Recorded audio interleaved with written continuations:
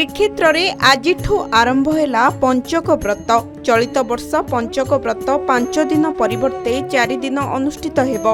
एथिपाई महाप्रभुंक बांकचूड़ बेश को बाद देई अन्य 4टी बेश अनुष्ठित हेबो। पंचकर प्रथम दिन तथा बड़ एकादशी तिथि रे श्रीजीउंक ठियाखिया बेश बा लक्ष्मीनारायणक बेशरे सज्जित करा जाइछि। एथिसह आज श्रीमंदिर रे हरि उत्थापन एकादशी मध्य पालित होइछि।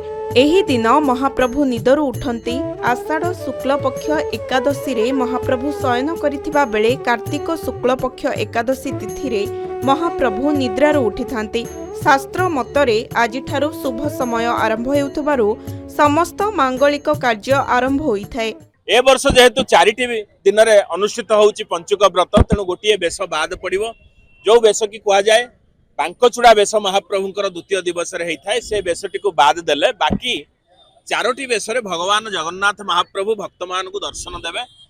लक्ष्मी नारायण बेश बा हरि उत्थापन एकादशी दिन महाप्रभुंकर लक्ष्मी नारायण बेश दर्शन देवे।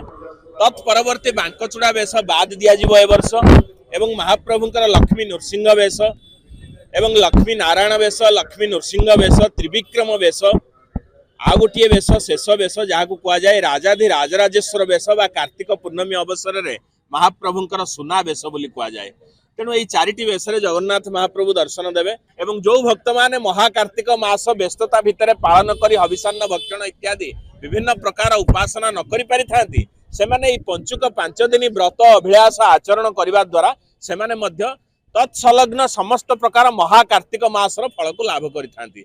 दीर्घ 4 मास परे महाप्रभु शयनरू उठुथिबारु महाप्रभु महालक्ष्मींक सह भक्तंकु दर्शन दियंती।